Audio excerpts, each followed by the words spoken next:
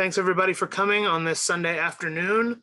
I appreciate you taking the time out of your busy schedules to come by and see a presentation on the intersectional points between things like economics, energy and environment, a number of other points, criminality and policing, and racism and systemic racism, mostly systemic racism. We'll get into terms in just a moment as to what that refers to and how that how those concepts intersect. But that's the topic we're running through today. I'm going to try and keep a mind on time because this is one of my favorite subjects. One of the things that I don't hear terribly often mentioned in other parts of the movement, and definitely not in circumstances that are generally dealing with the intersections between young people and the movement spaces. And so I can ramble on about this for quite some time. So I will do my best to keep an eye on time. And if I look off in another direction, that's what I'm doing. So we'll start with terms, things that most people might not have in their concept. Oh, sorry. Here's a look at the agenda that we're working with, going through these particular topics. This is based on a paper that I wrote called The Intersectionalities of Racism. I wrote it by the request of my organization, Community Power. Oh, yes, and who I am. Marcus Mills. I'm Marcus Mills with Community Power. I own my own business known as At Your Fingertips Solutions, and I operate out of Minneapolis, Minnesota. Now that I think about it, I should mention Minneapolis and the place where I operate is on both Dakota and Ojibwe land. And we should take a moment to acknowledge that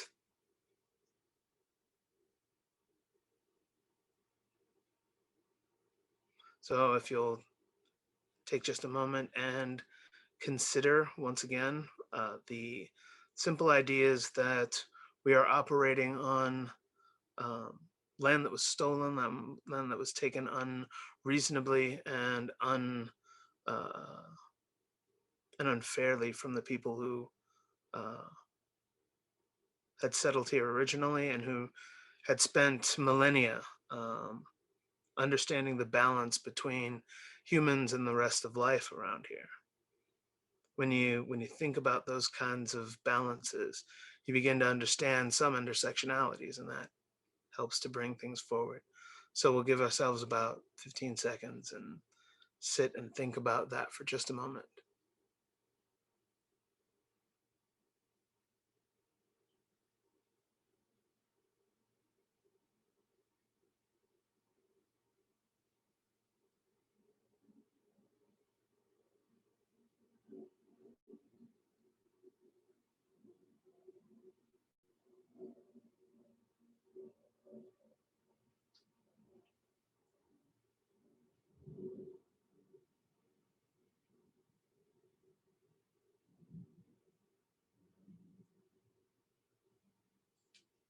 All right, so apologize for the jumble. I had my agenda set to the side. All right, so once again, the agenda will be going through terms, concepts of slavery, militias, policing, and the Second Amendment, redlining. We'll get into the terms in case any of these are words you don't recognize. Concepts from the New Deal to the U.S. highway system, cumulative impacts and how they connect systemic racism and environmental impacts, and conclusions, some thoughts, solutions, resources, and some reading that can be very useful in understanding how these things intersect. So, moving forward. Marcus, I'm sorry to interrupt. Yeah. We still see the title slide.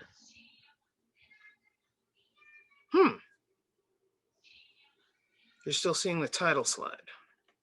Yeah. Okay. All right.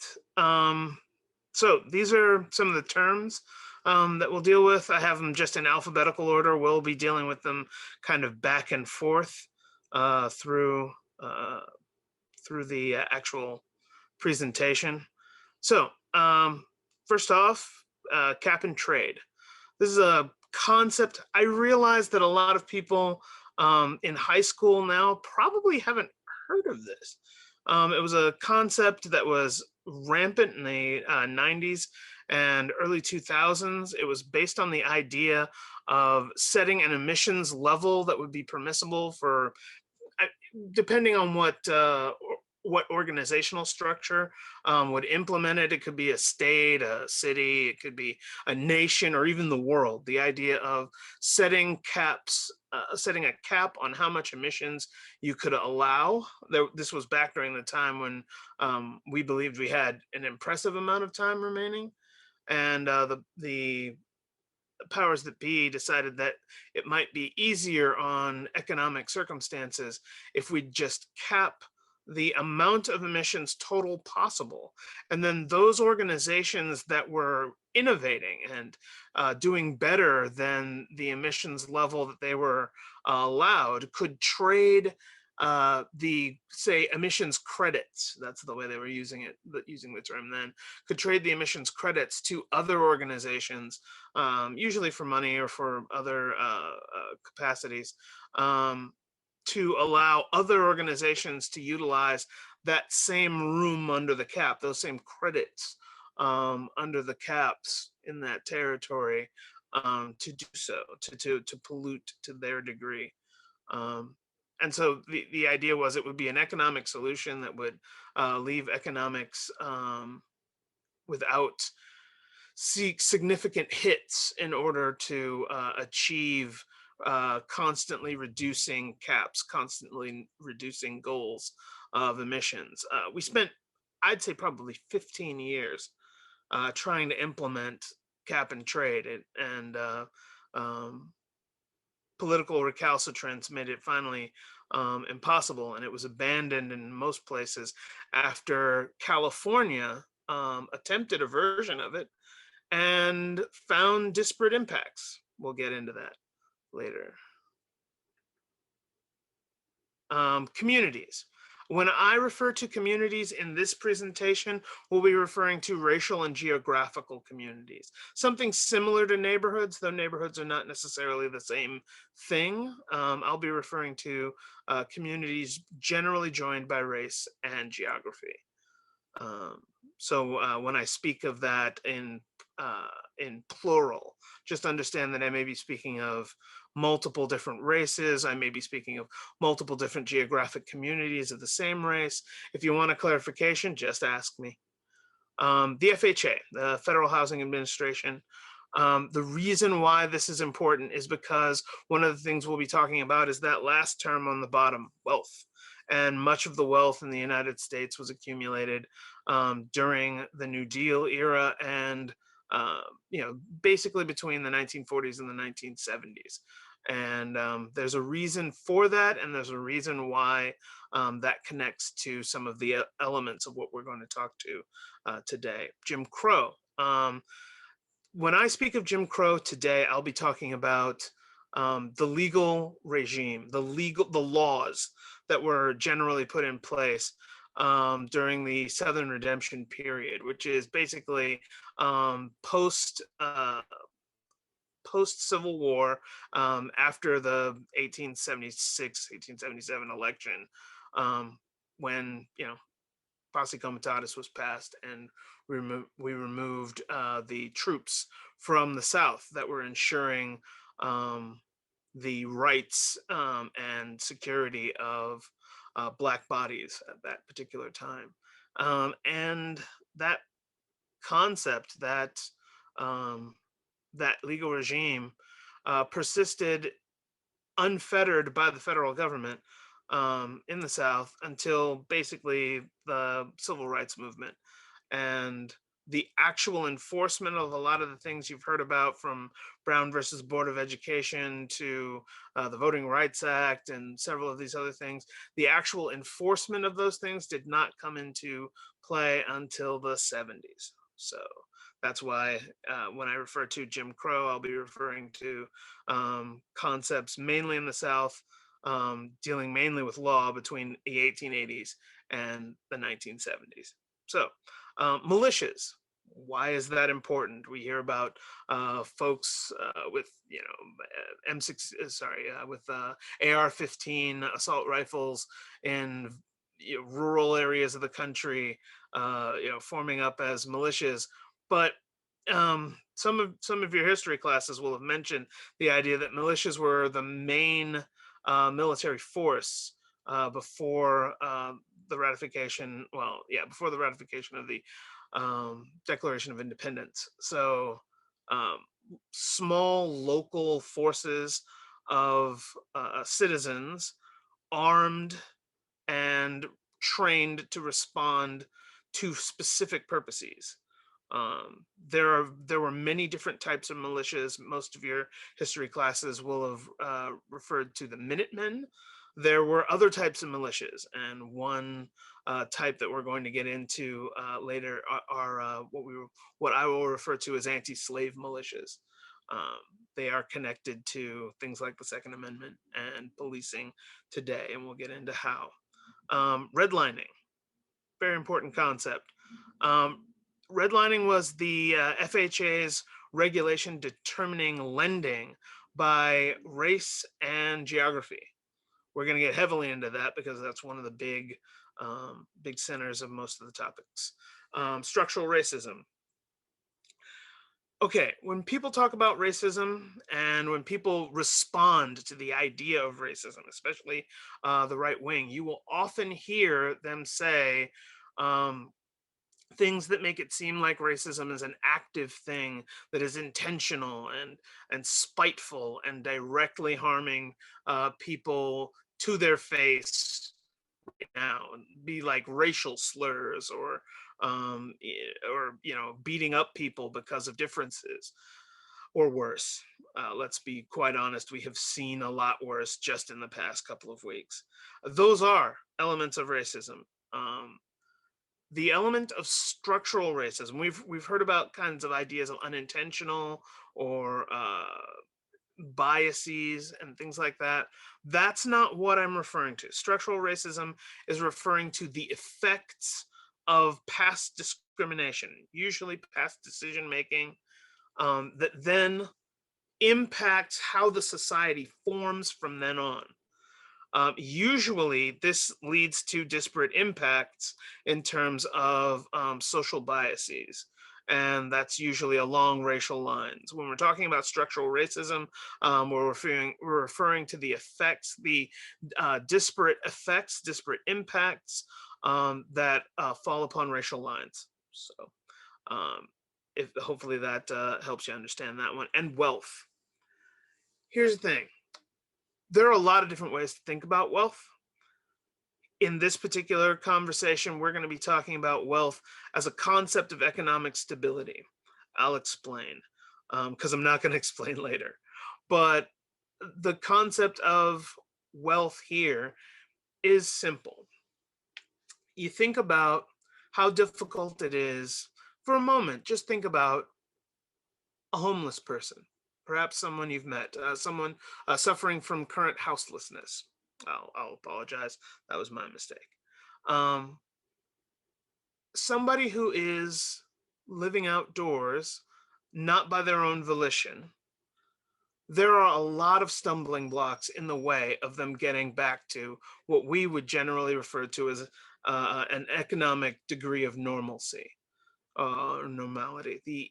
The ability to operate as an ordinary citizen in our society, get a job, get a car, operate in many different ways that we see as common, especially middle class ways of life. These things are very, very difficult for someone with no economic stability or what we would call kind of rock bottom economic position. Um, think about what it means to keep a job. When we weren't in COVID, you'd have to have a shower every day. You'd have to get to work. You'd have to be wearing decent clothing.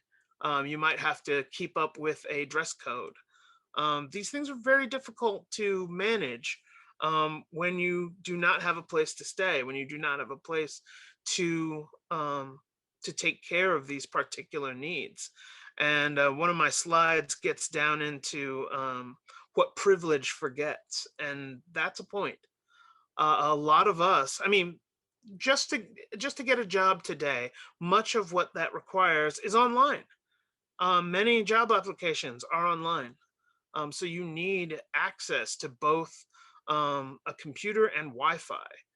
And having to scrounge for all of these things that many of us take for granted is an aspect of economic stability. I give you the example of houselessness as a concept to consider, that when you're existing in either a middle class or below middle class, like poverty circumstance, anything that happens to you,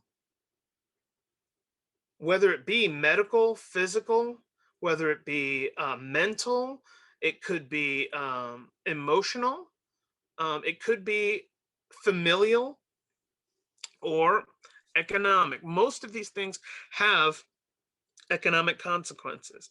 If you have to take days off of work, economic consequences. If you're hospitalized, economic consequences. If you're too sad to properly operate at work, some of the symptoms of depression rob you of energy that you might need for a work day. These can sometimes cost you days at work. They can get you reprimands, and sometimes they can even get you fired.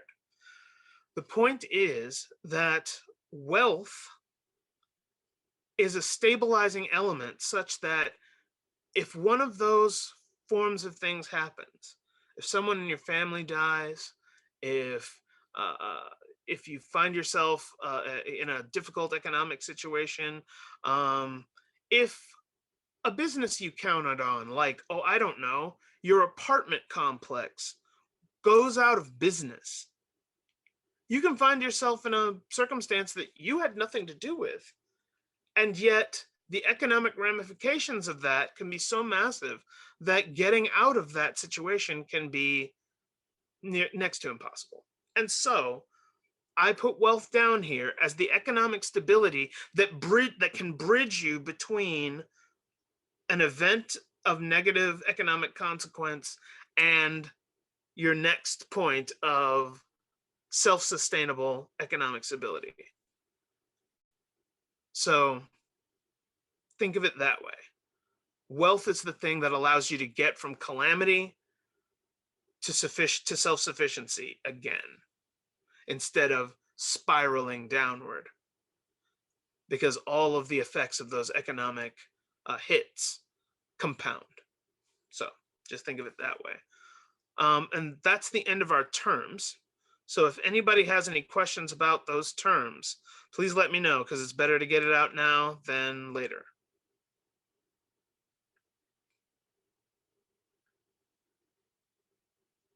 Feel free to unmute. Going once, going twice. All right, moving on. So, actually, first element we're going to get into is slavery, militias, policing, and the Second Amendment. So, any of y'all that have read the Second Amendment? It's very short, one of the shortest parts of foundational American law that there has to be. Most of you that have dealt with the concepts of the Second Amendment in the last 2 decades probably think of it as the right to bear arms, the right to carry guns with you wherever you want to go.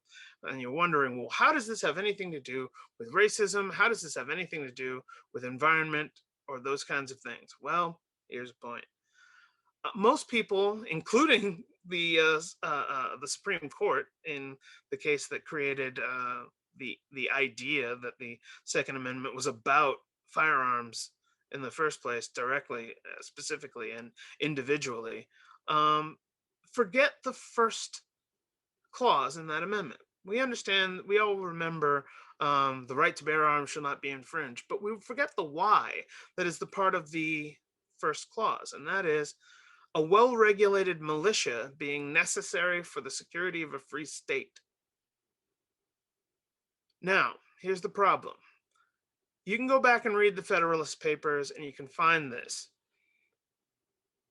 But what they were talking about when they said well-regulated militia were not the armies, because this was the Constitution. Constitution was in the, they were working on in the 1780s, 1790s. So they were well past the point where we had a standing army. Not saying that people didn't see militias as still a worthwhile security measure, but we weren't talking about the security of a free state when we were talking about America or when we were talking about each of the specific states anymore. Not really. What we were talking about then were anti-slave militias. These were a concept of individual citizens near plantations, usually, whose purpose was to be ready to patrol the territory in order to maintain order should there be a slave uprising or should there be slaves running away. These militias were designed to catch runaway slaves and quell slave uprisings. That was their purpose. And they existed in the South to a great degree. They were quite handy when you were trying to keep Black people in line. People don't always like to be enslaved, and the idea that they might want to do something about it was a thing that many people saw as a point that we needed security against. Why do I bother mentioning that? Because, well, we're kind of still doing it today. It's not so much that those slave militias still exist, it's that the concept of policing arose from those slave militias. The slave militias they were protecting with the Second Amendment to the Constitution are the primary example of what police actually are. If you want to know how law enforcement was done in Europe and in the American West, all you have to do is look up who it was that kept that order. You'll run upon the word sheriff, or worse, you'll run across the word reeve. If you want to know where the word sheriff comes from, the word sheriff comes from the melding of the two words shire and reeve. So the shire's reeve would keep order in that shire, in that locality. And we have, we have the concepts of sheriffs in the American West, and they existed for much of American history throughout the United States. But when we started having large concentrations of people in very small spaces, we incorporated the idea of standing groups of armed citizens paid to do so, which they were as slave militia usually as well, paid to do so to keep order. We got it from the concept of those slave militias because we didn't get it from sheriffs. Sheriffs and reeves would deputize citizens as needed for larger circumstances. If you had to catch a group of people, maybe that was more than one reeve could handle.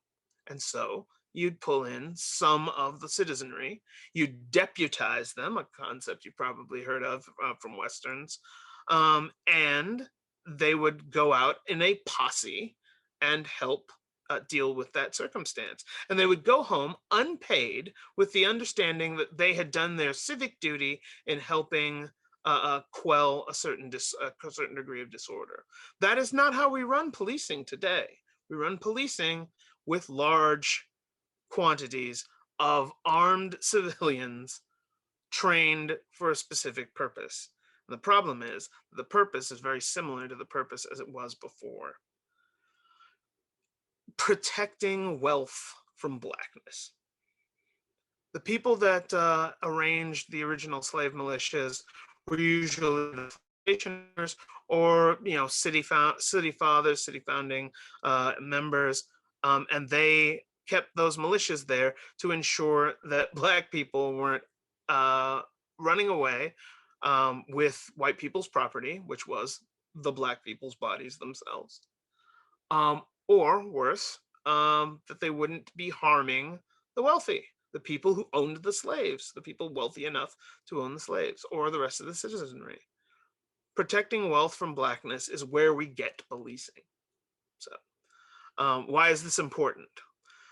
Because between that and Reconstruction, the revanchist period after the 1870s, we get a lot of backlash. And that backlash, that positioning born of Jim Crow, which we explained earlier, actually affects a lot of the wealth that Black people were able to accumulate. If you live near an immigrant community, you may not see a lot of wealthy people, but you will notice a number of folks, usually kind of stars or elders of that community, who are doing reasonably well for themselves in comparison to the rest of the folks in their community. And this happens in almost every society. Um, when a society is essentially left to its own devices, it allows certain people that it trusts, the trust of the community in various ways, the trust and assistance of the community in various ways, to better their own position, with the understanding that in their remaining in the community and building from their own position, you would have betterment for everybody, slowly but surely. As their position increases, they would bring the culture along with it.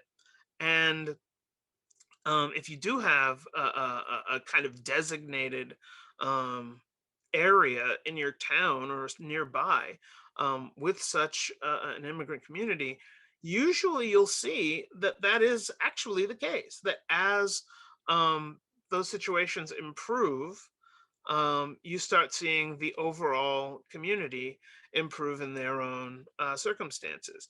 The counter to this is rousting up the community on a regular basis. So when you think about what happened in revanchist southern United States, you get uprisings not of Black people, but of white people against Black people. The two most poignant, though not necessarily well-known examples, I'm not going to get deep into them, but I'm going to mention them here, um, are the Massacre of Black Wall Street, which is the Greenwood district of Tulsa, Oklahoma. Black Wall Street was destroyed as, let's see, in the in the 1920s, when an accusation of an individual in sexual assault against a white woman turned into a riot that burned down the largest concentration of Black wealth in the history of the United States. To this day, it was an entire segment of a town on technically the wrong side of the tracks, which is where we get the term actually, on the Black side of the tracks, that, left alone by the community of Tulsa, actually began with both investment from Black entrepreneurs from the North and investment from various other parties to actually become quite successful. With that accusation, several members of what we know of as the Ku Klux Klan walked into Greenwood, made demands. Those demands weren't easily met, and that's when the fires started. In all, the massacre ended up killing 300 Black people, and burning down, like I said, the largest concentration of wealth in the Black community in the history of the United States. And that concept still persists to this day. There has not been as big a concentration of wealth in the Black community as Black Wall Street in comparative dollars since that point. That was the 1920s. Also, a little earlier, I believe, you will find, if you search hard enough, evidence of the Wilmington, North Carolina race riots. This was, revanchist Southern whites deciding that they wanted their political power back. In that area, many of the population was heavily Black, and much of the voting solidarity was also amongst Black people. And they had managed to gain a great deal of control in the Wilmington, North Carolina, essentially city council. They're their governing bodies. And my whole family being from Wilmington, North Carolina, I have a pretty close familial tie to this. In fact, members of my family who developed PhDs actually did some serious study on this. I'm not going to get into it now. If you like, go ahead and look up those two concepts, Black Wall Street and the Wilmington race riots. Just understand that the taking of wealth, or how shall I put it, or emotional anger at having to work for successful Black people whom most white people saw as beneath them, or worse, their town being controlled by Black people whom most white people saw as beneath them, is a reason that has led to violence and serious instability and political instability in the past. Recognizing that those things persist, and understanding that much of policing rises out of traditions that come from that, today's situation of policing kind of falls into a light that we can all understand. You wonder how some of these things begin to affect environmental justice. We understand that direct racism and constantly tearing up Black communities is a thing that would cause problems. But how would it affect the environment? Well, two things will do that: large-scale national policy under the same drivers, and large-scale local policy that will do the same. Housing and transport are the next elements of that. And so we get into redlining. So I mentioned the Federal Housing Administration before. Pardon me. Gotta get a little water into my throat. I mentioned the Federal Housing Administration before. And one of the things to understand about the Federal Housing Administration is that most of the wealth created in the middle class amongst the New Deal came from housing. Housing values rising is the basic element. You got to keep that in mind, because I'm going to get into a number of things that don't sound like they're going to matter, except when you realize that housing values rising is due to demand. When you eliminate demand, housing value stays stagnant or falls. And that has direct ramifications to the people who live in those territories. So, what is redlining? Well, what is the FHA? I mentioned that earlier. The Housing Administration was based on the idea, partly due to the World War II and the Korean War, and spy elements that had happened there, the Rosenbergs being an example. But one of the foundational elements for the FHA and the thoughts of the New Deal and the Roosevelt administrations, and even Truman's after that, were that if you owned a part of this country, you were much less likely to betray it. Now, FDR believed that for everybody. Unfortunately, a large part of his party was Southern segregationists who believed only that that was important for white folk to benefit from. The idea was that if we created home ownership, people would be more stable, more happy, and would be more likely to have a stable family life. And so those were elements that were seen as positive at the time, and therefore were being promoted. Um, just so people see this is Perrier water rather than like something else in a green bottle. Just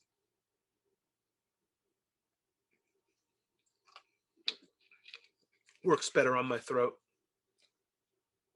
Apologies. But basic point of redlining is that the FHA based its policies on racial segregation. Now, I'll ask you one question, and I know that most of you aren't going to respond, but if you've got the answer, please do go ahead and chime in. Before the FHA, so in the 1930s, how long do you think you had to complete a home mortgage loan? Anybody?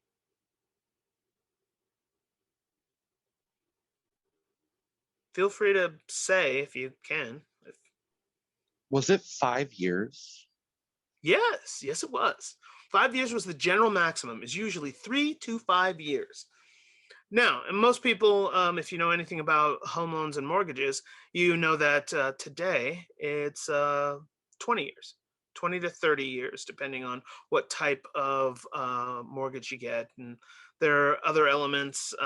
We'll get into a tiny bit of the housing crisis of 2008 at the very end. But like when you realize that before the FHA, uh, uh, in similar dollars, not quite the same, but because housing prices have risen faster than almost anything else in the country. But in realizing that with housing prices rising, um, you think of something close to similar dollars, only having 5 years, 3 to 5 years to pay it off, seems ludicrous. Doesn't seem like people would be able to do that on reasonable salaries. And you're right, they wouldn't. Most of the time, that wasn't possible. And banks would simply not lend regularly for things like housing unless you had either massive collateral, such to bring down the principal on the loan to a point where they thought you could pay it off in 5 years, or you could just pay a down payment right away that cut it down. So the FHA was created to guarantee loans so that banks wouldn't lose money on what they would ordinarily see as a bad investment, a bad loan. So the FHA guaranteed that the bank would get its money back and some profit off of it, no matter what happened in general, but especially on housing loans. Um, and so the difficulty was that you still needed, even though the federal government was going to foot a lot of this insurance, you still needed to determine what was a good loan and what was a bad loan. And at the time, they didn't really have any other criteria than ability to pay. And we knew most people didn't have the ability to pay. So, what was going to be the criteria? After much of the work to pass the New Deal, you end up with segregationists presenting racial geography as the answer.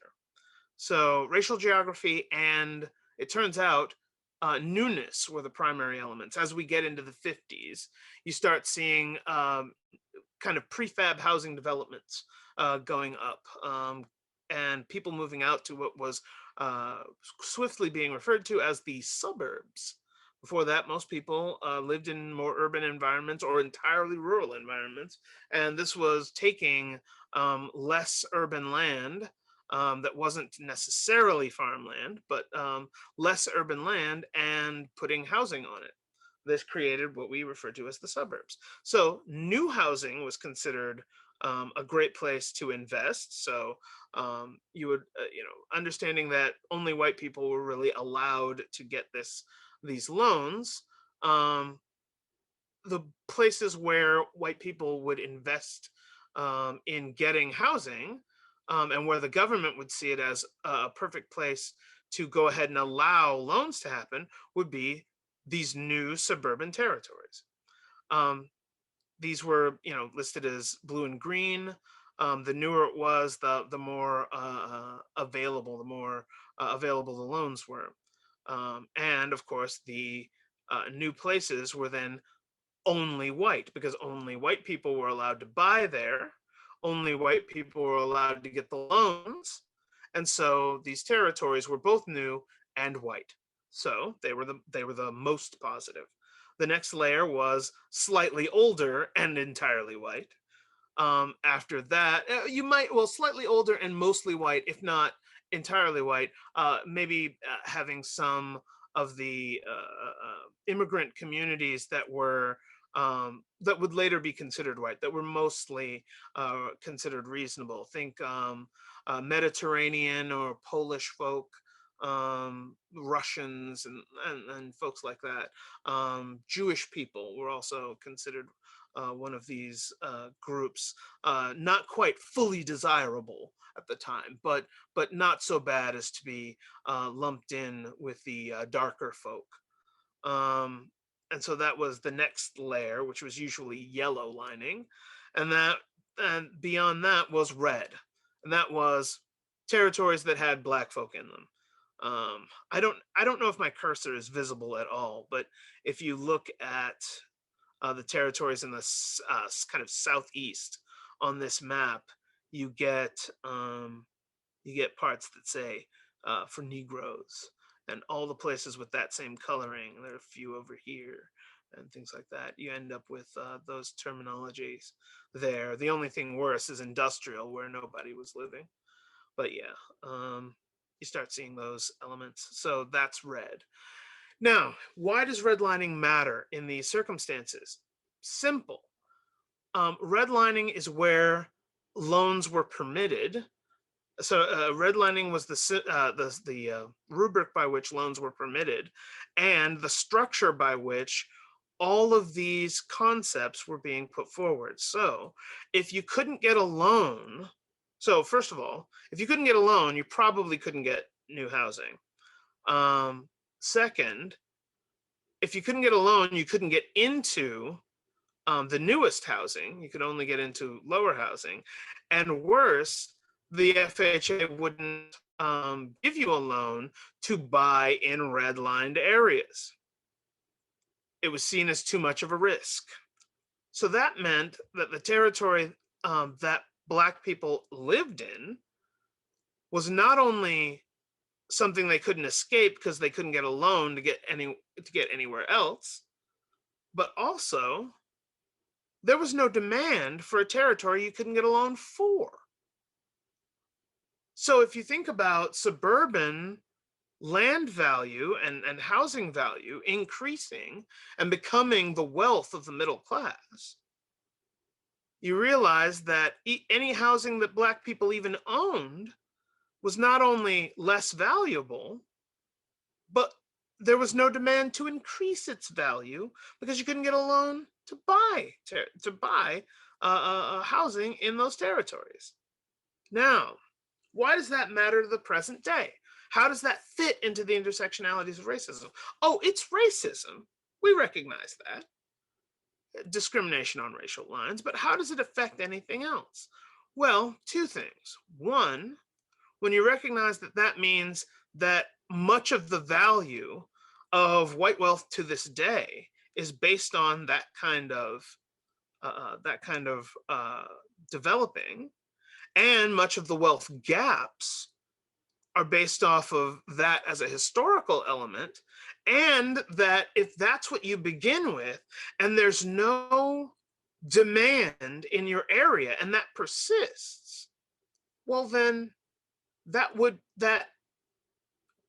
wealth disparity, those wealth gaps, would persist as long as there was still these elements, as long as there were the effects, the disparate impacts of these elements on the people and on the locations. And remember that for us, wealth means economic stability. So when the everyday things of life happen to you, as happen in every life, you having the stability to keep on keeping on instead of falling further down is wealth.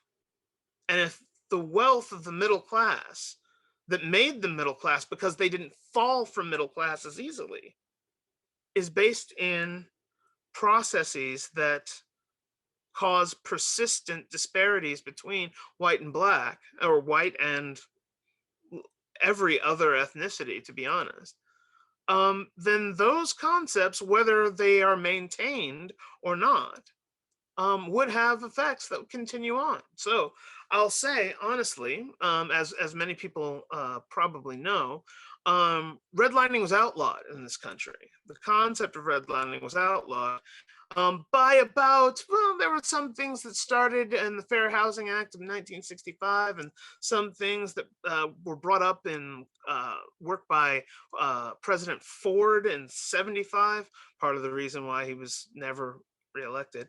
And some of the things that were brought up by Carter and his administration in 77.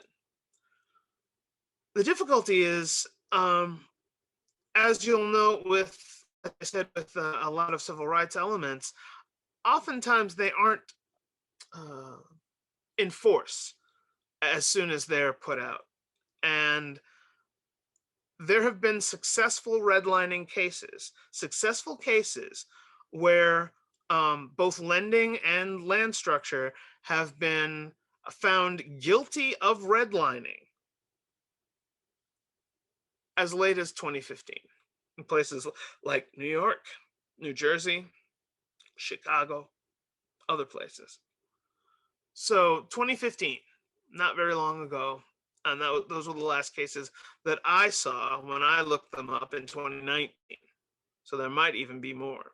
So A, the practice persists, and B, the effects of the practice are creating much of the housing value that exists now. Housing value is much of the wealth of modern generations, and the effects of redlining carry forward even to this day. And you'll notice when you think of, well, much of what's done today isn't even on, wealth. It's done on like income and credit.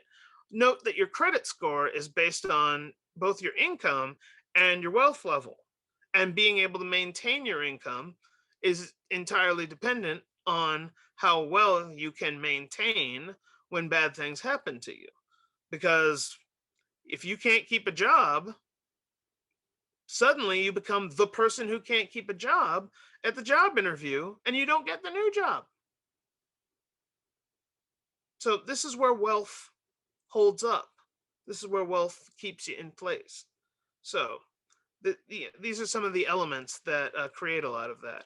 I'm going to show you a couple of more examples of what redlining looks like. Diamond Lake was considered a very popular and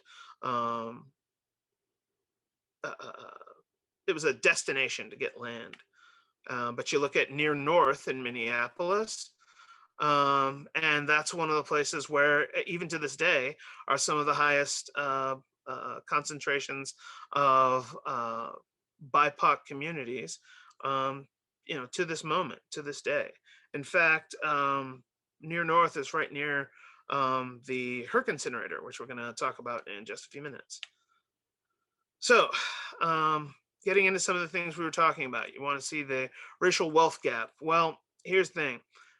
The average white family at this particular time, in other statistics, the average white family had approximately, this was 2015, 2017, had approximately $171,000 in wealth. And the average black family had 17,000, 1/10. And you look at how through these statistics, how the racial wealth divide has grown. You look at the overall, and you notice that it's gone down from 1983 to 2016. That's 33-year period, you notice it's gone down. But you look at white people and their wealth has gone up. Even the Latinx community, their wealth has gone up. Here's where you see the differential. The Black community's wealth between 1983 and 2016 fell in half, less than actually. And part of that is because what wealth we were able to accumulate was accomplished during the housing crisis. was accomplished during the housing bubble just before 2008, and when loans were available to almost everyone. We have found that whether or not you're dealing with redlining specifically, Black people's credit is usually very bad, not because of choices they've made specifically, but because the algorithms that have been created by banking institutions incorporate the likely potential wealth of a person by their race. And those numbers are affected by the history and legacy of redlining, and say that a Black person is less likely than a white person under all equal circumstances to be able to pay off your loan. And that's because of the belief in the standard of wealth. Paying off the loan is about how stable your income can be, how stable your life can be, which is all based on wealth. So when you realize that one group has a whole lot of wealth and other groups have a whole lot less wealth, you're a lot less likely to risk losing your money on the groups that have the less wealth. So when you think about, well, what does redlining have to do with today? Even though the practice continues, which is a surprise for most people, you also begin to recognize that even though the practice continues, the effect, those structural racism elements we were mentioning earlier, they persist in things like credit, which is a major part of how everything is done today. So, Marcus, can I ask a question? please. Yeah, I'm curious if this is household wealth or individual wealth. Let's see. These were family statistics. Most of these were family statistics. You'll see that in some of the later slides. I mean, they're coming up right now. Most of these were family statistics. Okay, So thank you. it was usually a white family versus a Black family, or a family in the Latinx community. Does that help? Yes, thank you. Mm-hmm. So looking at elements of this gap, sorry, when I put this in here, I cropped off what the table actually referred to, but this is the percentage of the population with zero wealth, and it's separated by race. So you think of all, you got about the number of people went up between 83 and 2016, but these numbers almost all went up, but you look at the levels they start at and the levels they end at, and the differentials are kind of similar even between the white and Black community, but you're looking at differences of 20% of each community between the two. And the Latinx community actually came down to former Black levels in the transition between 83 and 2016. Can I explain all of these points? No, but I can tell you that a good deal of this happened because of the housing crash. Because once Black people were allowed the chances, well, once many BIPOC communities were allowed the chance to get housing, they jumped at it. We're not cognizant of the variable rates that were applied, the kind of garbage nature of the loans that were being accomplished, nor did they have any idea that their loans were being accumulated. And when the first inklings of people being able to pay as certain elements of the economic system began to fall, well, everybody started raising those variable interest rates, and suddenly nobody could pay. And That's how we got much of the 2008 crisis. There were a lot of other factors, especially once you started aggregating all of those loans into securities that we called them mortgage-backed securities, well, there were a lot of other terms for them, but like that turned into the nature of the fall of 2008. So that eliminated much of the Black wealth in the country at the time. And, while white communities were affected, definitely, there was a lot more wealth to lose than in the Black communities. And so we kind of hit rock bottom again. Home ownership. Here you go. There's another point. You'll see the major difficulties here, differences here. You're looking at 70-ish% in the white communities. You're looking at 40% here. And you're looking at rises in the Latin community, the Latinx community, and getting up over 40%.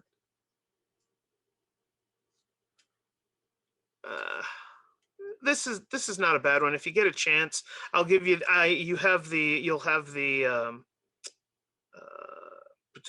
You'll have the resources where this comes from. If you get a chance, go ahead and look at this one later.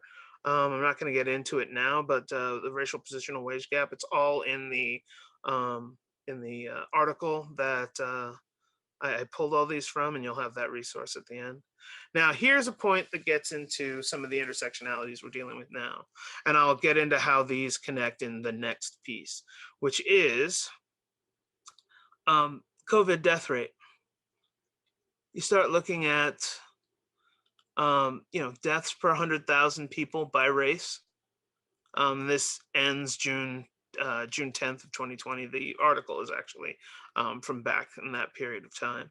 But, at that time, and some of these statistics still hold reasonably similarly, the Black community was hit the hardest. The Native and Indigenous communities were hit just about second, and then everybody else. And one of the major reasons is because of health disparities that are caused by what we'll get into next. Oh, sorry. All right. So the next thing that I'm going to deal with is the New Deal to the US highway system. And here's a concept that we often hear. Time is money. One of the elements of that statement and why it matters here is that what we put time in is usually where we gain our money. And when you're on the job, a lot of jobs and careers are actually based on how much time you put into them, or how much time is expected, usually yields that kind of money. And we often believe that money is power. One of the things to note, though, is that by the associative property, time is also power.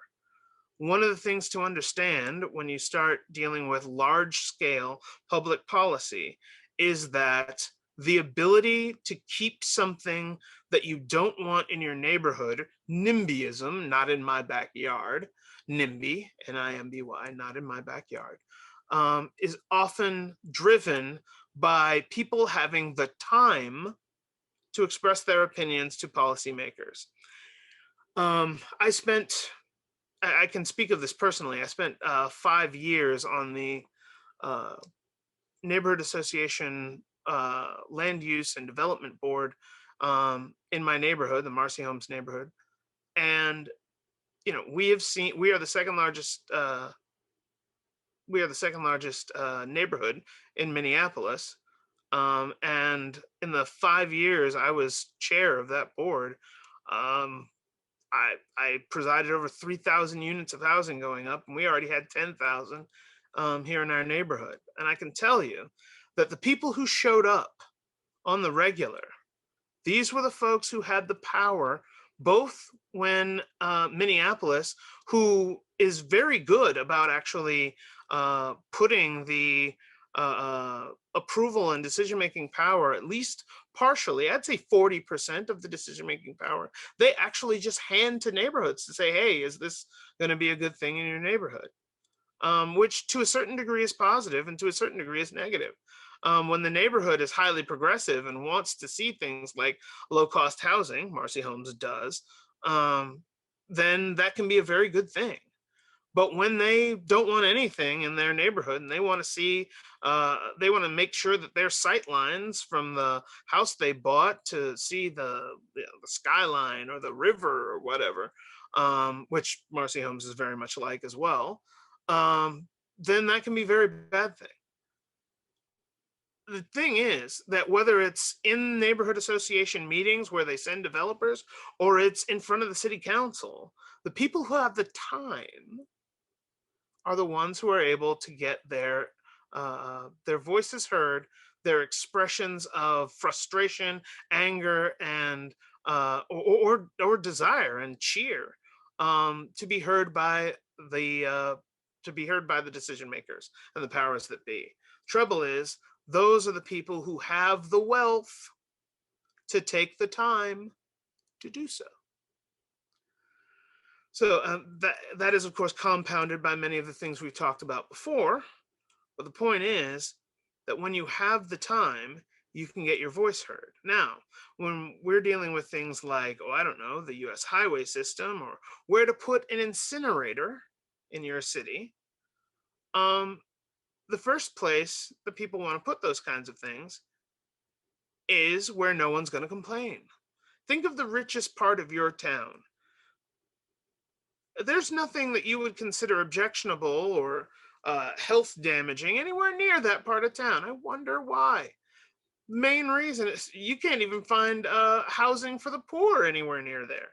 Why?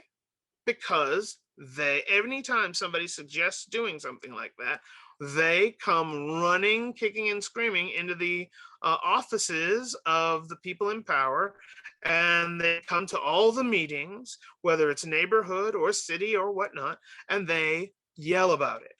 Well, the people who are too poor to have the time to do so, they can't.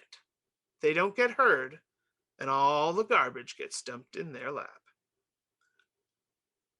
You think about the US highway system, it was a brilliant and amazing concept of engineering to connect the country, both for military and economic prosperity. Difficulty is once you started getting into urban territories, where do you put the highway?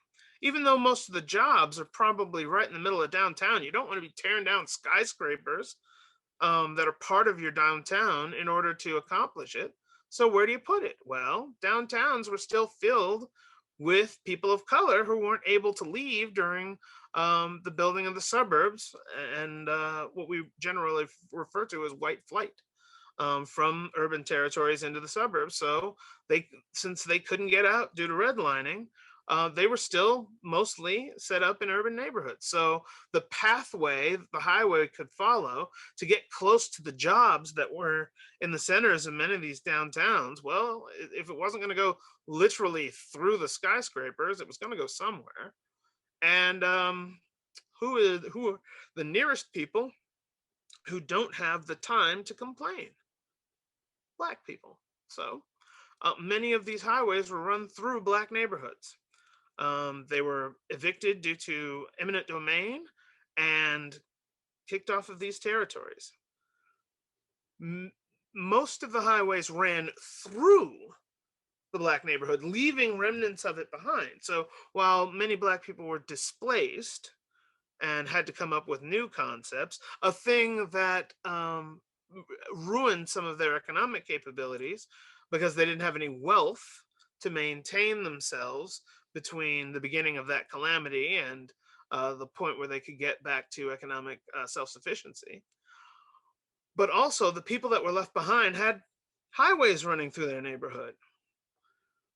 Now, one can admit that maybe the federal government wasn't thinking much more than along the lines of, let's just make sure they can't achieve solidarity. Okay.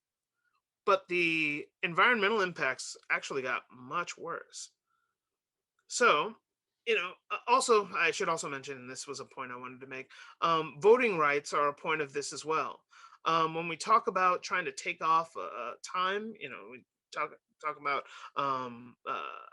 voting days being holidays or guaranteed time off for voting. We are recognizing that ensuring people have the time to give their political view voice and energy is important. The problem is we don't recognize that all the time when it's important, because it's important all the time. Whenever there's a decision to be made, it is important that people have the time to voice their opinion, but we don't think about it except for voting, and even voting rights are being curtailed now as well.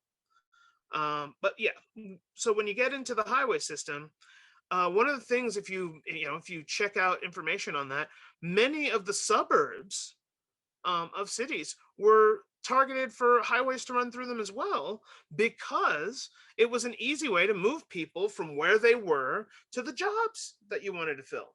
That was the point of highways when it came to urban and suburban areas in the first place.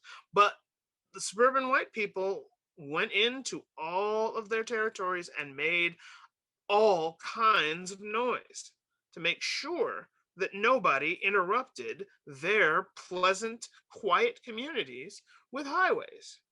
So, highways were generally run through Black communities. If you're in the Minneapolis area, the Twin Cities has what was called the Rondo community, which is an example of this.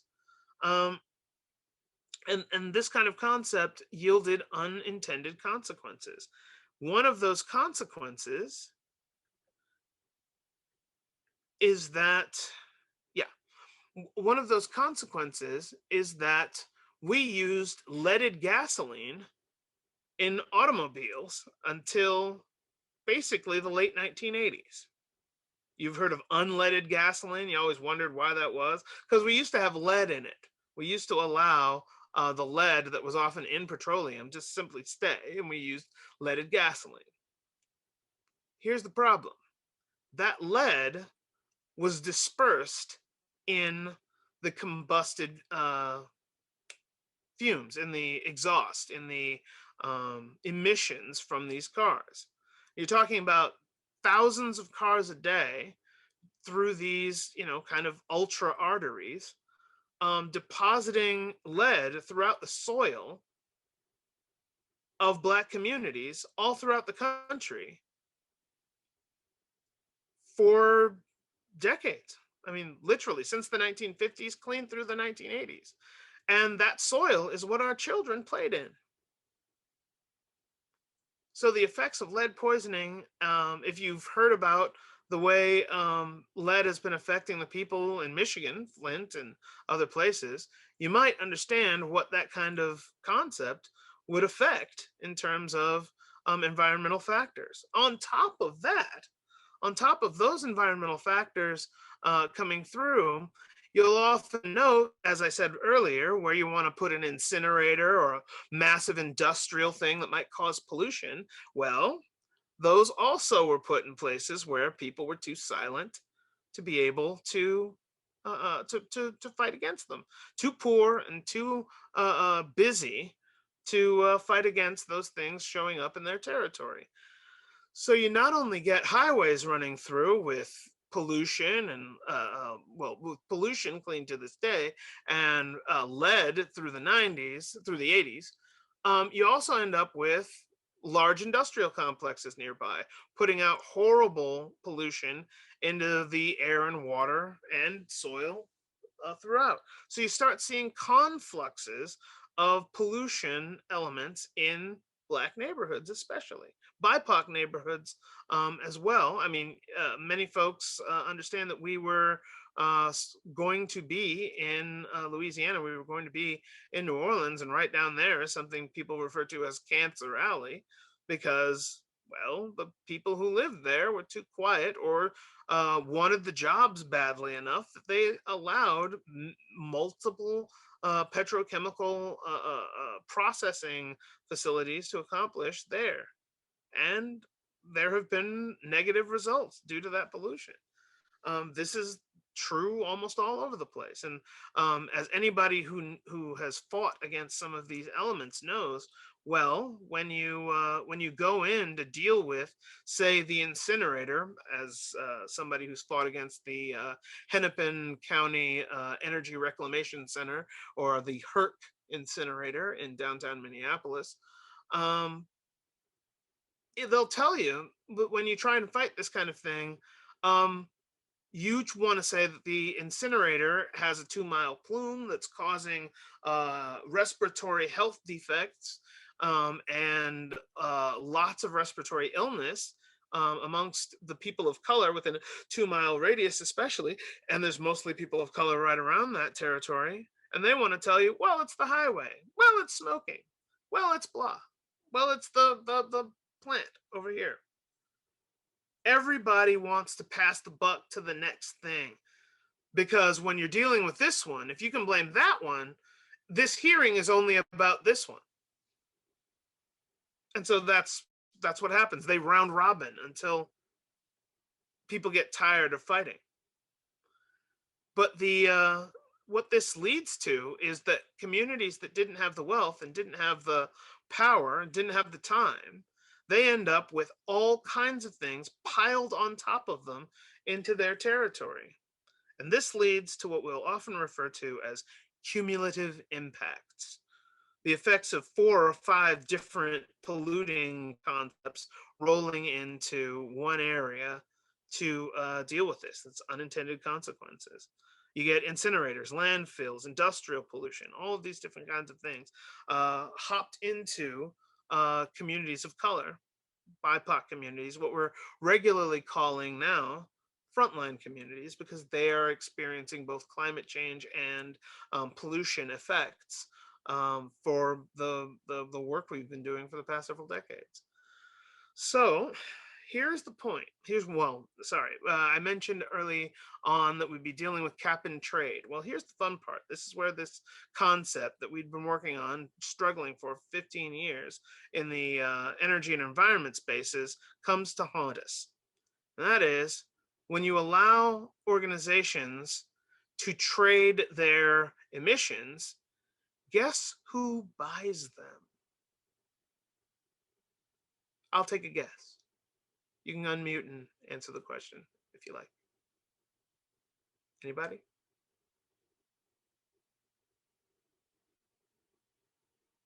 Going once? Going twice? Okay. The ones who buy them are the folks who want to be able to keep polluting, and they're usually in the places that are forgotten, the places that don't have the time to fight back. So when California implemented its cap and trade concept, they found that all of the pollution that was traded to keep going, all the pollution under the cap was happening in BIPOC communities, because that's where the people bought them, so that they didn't have to upgrade because the people around them who were being affected were too poor and too busy to complain. So, if you're wondering why this death rate is so high in communities of color, especially in urban territories, or right around large industrial concepts, and if you're wondering how could it possibly so easily target Black and Indigenous peoples, well, now you know why. These are some of the intersections of racism. The intersections of economics, public policy, policing. Many of these things, and energy and environment, many of these things intersect. And I didn't have time here to ramble on into late afternoon on all of the different intersections that I've uncovered. I do have a paper that much of this information is based on, and you'll have that resource at the end. It's one of the last slides, and I'll present that, and I'll also copy them into the chat, all of those resources, so that you'll have them to go. You can screenshot them or anything you need. Feel free to screenshot anything you need to screenshot, but it was a public thing. I hope you knew that to begin with. But the point that I want to make on cumulative impacts quickly, on top of the fact that several people are working on bills to try and combat the idea of cumulative impacts increasing, so that places that are already overburdened can't have other things put in simply because most of the people don't have the time or don't have the wealth to fight back. One of the things I'd like to share with you is, you've seen this, the Maslow's hierarchy of needs, the pyramid of base requirements on up into, higher concepts. What I'd like people to understand, and something that I want to point out, was something we all recognized when we were creating the New Deal and the FHA and all of these different things, is that once your health and safety needs are taken care of, that's when your social concepts like solidarity with community and those kinds of things come in. We understood this and were willing to invest in this for white folks back then, because that's all we were going to invest in back in the 40s and 50s. And, as much as we can hate it and want to do better, we understand how that happened. The difficulty is that we forget it now. So when we're thinking about policing and we want to say, well, why did you run? Or, why don't you just obey? Those are social concepts based primarily on trust in your society and the desire to keep it going. And I'm not saying that Black people don't have a desire to do that. I'm saying that when your safety and physical needs are left unsatisfied, you can't even consider them most of the time. It becomes very difficult to consider them. And we understand this as a psychological fact and have for generations. We just forget to apply it when we're applying other needs. So, opportunities for greater equity. These are all the places. This is based on Minnesota. Minnesota did a study to determine where the greatest availability for the decrease in emissions could come from, and the various sectors that happened in. And if you have the time at some point, you can look for greenhouse gas emissions data in the Minnesota State Environment section. That you'll find this particular here, and you can look at a number of these, and there are a number of places where people of color, both in urban and suburban places, can be employed to help these kinds of things out, can be served by a number of these elements, and some of the solutions that I'm going to bring up very shortly are a part of that. And yeah, here's where we go. So these are the resources that I was talking about. Some of the things that you can get a hold of. And these are some of the solutions that I was referring to. So you have, to start off, the intersectionalities of racism. That's the paper that I was talking about. It goes in depth into some of the other connections that are involved and some of the other groundwork that goes into these processes. And the connections thereof. Inclusive financing is one of the solutions that Community Power has been working on. It's the simple idea that energy financing need not be connected to your credit score, and that when you're talking about like solar on your roof or insulation in your walls, the savings that gets you on your energy bill are enough to pay for it, as long as you stretch it out over about 80% of the period of time that the improvement lasts. So you can actually save money. Your bills can go down month one. You can have no hit on your credit, and you can actually get great improvements that can serve you and serve the environment all at once. And we can see a lot of the retrofitting that we need happening, especially in communities that cannot afford to pay for these kinds of things up front. We call it inclusive financing here in Minneapolis and in the Minnesota area. It has been referred to as the pay as you save model, or PAYS, PAYS, pay as you save. And some of the people that work with that are, I believe, Harlan Marks. Yes, I believe that's his name, and Dr. Holmes Hummel, who is actually in some of our promotional information. So if you want to look them up, just look in this link for Community Powers inclusive financing for energy concept, and you'll find some connections to some of their work. If you want to see that kind of thing, if you want to spearhead working that kind of thing into your territory, they are willing to help, and they will connect you up with people who can help you on every level. So that's inclusive financing, one of the solutions that can help to push back on a number of the elements that you've seen so far. Community Power is working on a concept called the Clear Bill. It has elements to deal with all of these concepts, all of these difficulties. So electrification, health issues,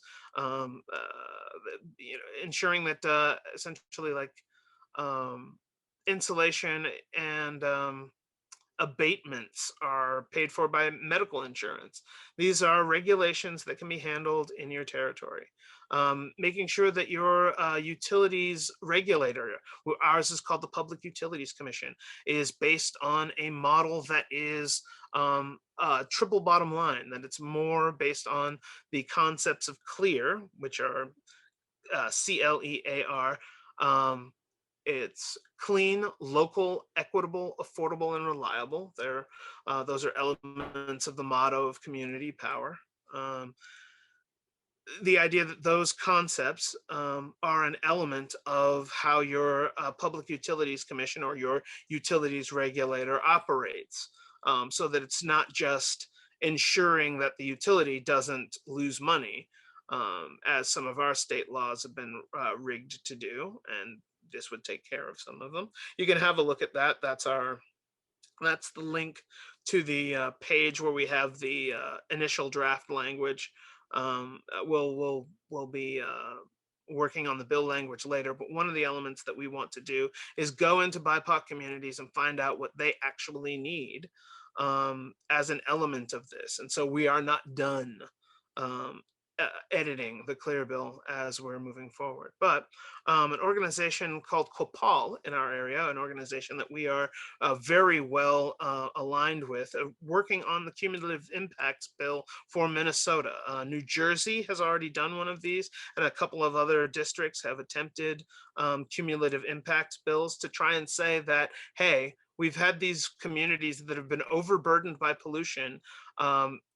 We're going to declare them as overburdened, and you can't just build anything else there because they're overburdened. Until the burden has been brought down below that of the surrounding areas, you can't build anything else that would pollute there.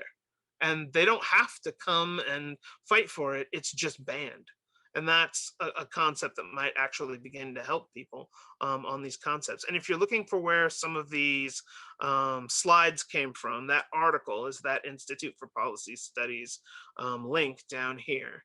And so you can have those, and I'm going to copy those and put those in the chat in just a moment. And while I do, take a good look. These are some forms of interesting reading that you can find, and it would be very useful.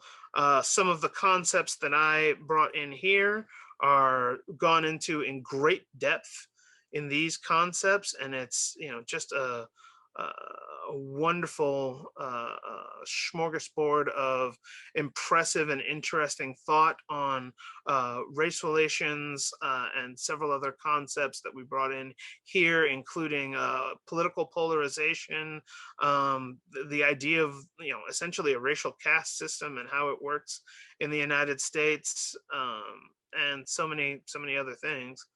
And so you can definitely screenshot that and take a look at those elements. And if I've done my job right, we should be seeing, nope, it's not happening. We should be seeing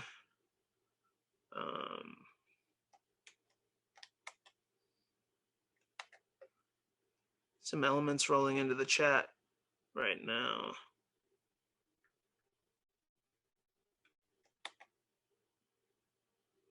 There, I think that worked. So there you go. Those are those elements in the chat for you to take with you, copy down, whatever you like. The interesting reading is there for you up on screen. Feel free to screenshot that. Those are just the titles and authors, mostly recent stuff, so you don't have to go back into the catacombs of your library for them. But otherwise, I will happily take questions at the moment. And for those of you who have to leave, I ran over by a couple of minutes. I apologize. For those of you that have to leave, thank you very much for taking the time on this Sunday. And I would ask you to keep some of these thoughts in mind, some of these considerations going as you head throughout our time with Power Shift this week, in recognizing that a number of these elements not only persist to this day, but must be considered as we put forth solutions to try and help communities as we go forward. We've got to work towards actual justice, which includes both environmental justice and every other form of justice, including racial and economic justice, because they're all considered, they're all connected. And until we remove the racism from a lot of this, it is the pernicious weed in the middle of all of this that is connecting everything else together. And until you remove it, you're going to find a lot of other things aren't going to go away without much more of a fight than you'd need otherwise. So until we remove the racism from our policy and the racism from our history, which is taking those impacts away, I think we're going to find a lot of the other things, including our striving for the environment and for our future survival and the survival of our future generations, much harder. So thanks. I appreciate your time.